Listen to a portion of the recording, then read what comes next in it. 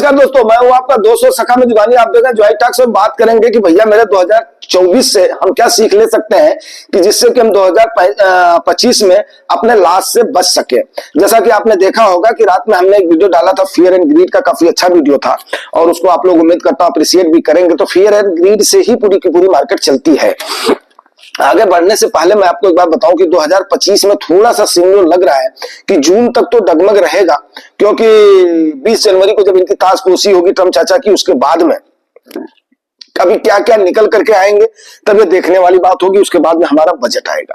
अब बजट के सेशन में कहीं ना कहीं गवर्नमेंट को जो हमारा कर्जा बढ़ा है उस पर भी फोकस करने की जरूरत पड़ेगी। यस, अभी दबे सर में इसकी भी आवाज उठनी शुरू हो गई है कि कर्जे का लेवल हमारे यहाँ का कुछ ज्यादा बढ़ा है। लेकिन मैं आपको एक बात बता दूं कि इसमें डरने वाली बात नहीं है।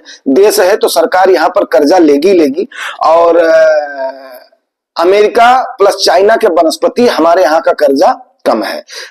केवल इंग्लैंड ने अपने कर्जे की दर को कम करने का प्रयास किया है, बाकी लोग कर्जे में डूबते ही गए हैं, ऐसा आंकड़े बता रहे हैं।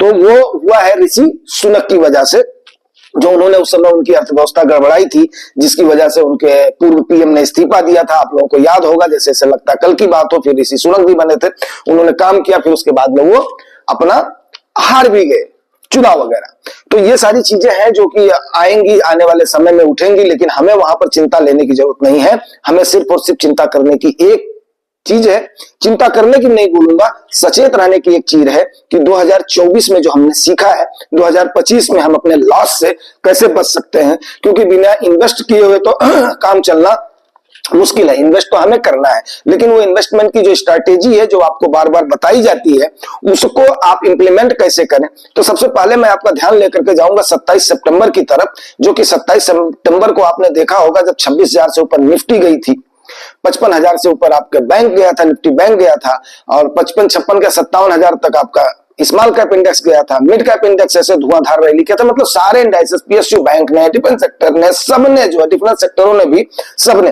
तो उस समय लोगों को लगा था कि हम तो बहुत बड़े 30 मार्खा हैं, बहुत बड़े जानकार हैं, बहुत बड़े ये हैं वो हैं। लेकिन मैं बार बार आपको यही चीज समझा रहा था कि दोस्तों अपने पोर्टफोलियो को बैलेंस करो, 100 - एज का फार्मूला लगाओ जो कि थंब रूल है। तो कई लोगों को लगता था कि अंकल जी इसको हमें, या मतलब जो है हमें सैनपाल दादा की तरफ हो नहीं है, या जो है अपना अपना जुगानी भैया हमें उन चीजों को जबरदस्ती अपना सिखा रहे हैं, जबरदस्ती थोप रहे हैं। लेकिन नहीं, हमें जरूरत है इनको अपना एनालिसिस करने की। दोस्तों आज मेरा थोड़ा सा कुछ गला पकड़ा हुआ है, फिर भी क्या है, आप लोगों के लिए मेहनत तो करनी ही पड़ेगी, ठीक है। वहीं पर ही हमने 2000 से लेकर के 2025-24 तक आपको डिफरेंट टाइप के रिटर्न्स आपको हमने दिखाए थे कि किस किस साल में किस किस ने दिया। तो 2000 से लेकर के 2025 तक दिखाने का ये था कि हमने 3 प्रधानमंत्रियों के एरा को कवर किया है। इसमें 5 साल का एरा था हमारे आदरणीय अटल बिहारी वाजपेयी साहब का, उसके बाद में जो है मनमोहन साहब का था, उसके बाद में हमारे मौजूदा प्रधानमंत्री जी का था। और यहां पर आप लोगों ने देखा होगा कि हर किसी ने 2000 के bubble.com के बाद में हर किसी प्रधानमंत्री ने अच्छा से अच्छा करने की कोशिश किया था। और तो इसका मतलब ये कतई नहीं है कि हमें पॉलिटिक्स में उलझ जाना है, हमें किसी पर आरोप प्रत्यारोप लगाना है। हमने ये देखना है कि गवर्नमेंट का हमारा फोकस किधर की तरफ हो रहा है, और वो देखने के लिए हमारा फंड मैनेजर उसमें क्या कर रहा है।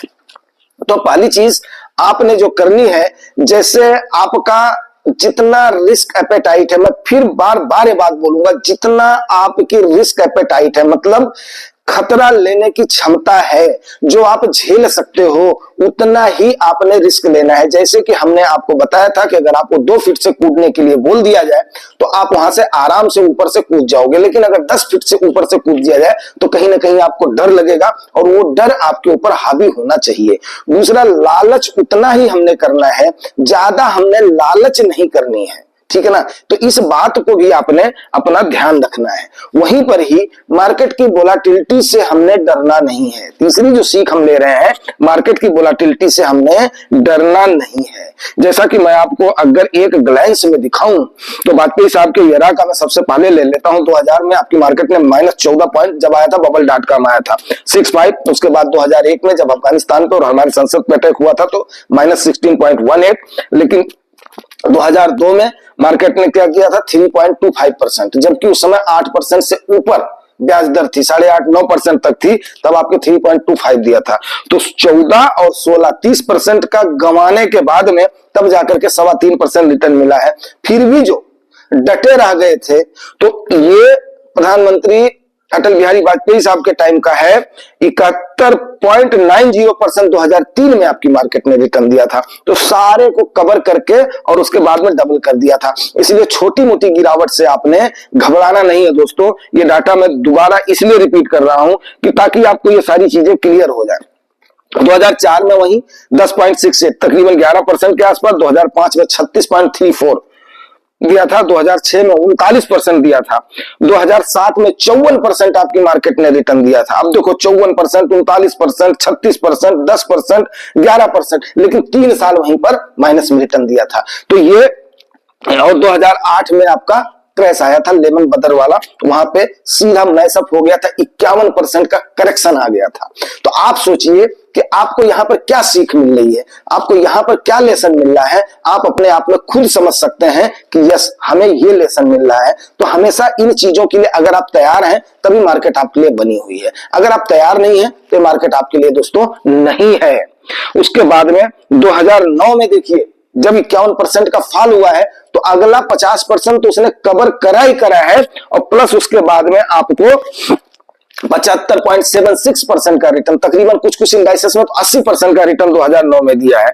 वहीं पर 2010 में 17.95 का, 2011 में फिर आपका रिटर्न चला गया है, माइनस में चला गया। 2012 में 27% का रिटर्न आया। 2013 में बैंक से भी कम रिटर्न दिया है आपकी मार्केट ने, 6.76%। 2014 में जब मौजूदा प्रधानमंत्री साहब आए थे तो उस समय 31.39% का, 2015 में फिर -4% का रिटर्न दिया आपकी मार्केट में, 2016 में -3% का रिटर्न दिया है।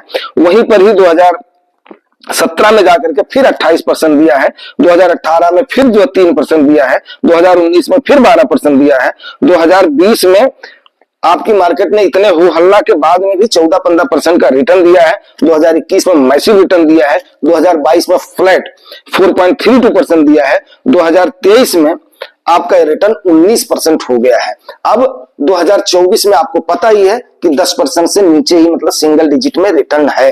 अब 2025 में प्रोबेबिलिटी अब कौन सी बनेंगी, ये एक देखने वाली बात होगी। तो ये सारी जो आपकी सीखें हैं, ये सारे जो आपके आंकड़े हैं, ये सारे जो आपके इतिहास हैं, इनको आपको देखना चाहिए, इनको आपको समझना चाहिए, उसके अनुसार आपको मार्केट में एंटर करना चाहिए। अब ये नहीं कि हमने अगर फंड मैनेजर को दे दिया है तो भैया जीडीपी का ग्रोथ नहीं होगा, उसके बाद में जब महंगाई इसी प्रकार से रहेगी, फिर उसके बाद में देश पर कर्जा और बढ़ता जाएगा, तो कहीं ना कहीं क्या होगा कि ये रिजल्ट अफेक्टेड होगा, ठीक है ना। लेकिन आपको एक बात बता दूं, जैसे वायुमंडल का फेनोमेना आज से नहीं चली आ रही, कौड़ियों की जब कौड़ी से लेन देन करते थे, एक असेट के बदले दूसरे असेट का लेन देन करते थे, तो उसी प्रकार से ये मार्केट वहां पर भी रिएक्ट करती है। बहुत तगड़ी इसका फेनोमेना है, आज से नहीं, जब से मानव समझदार हुआ है तब से लेन देन कर रहा है।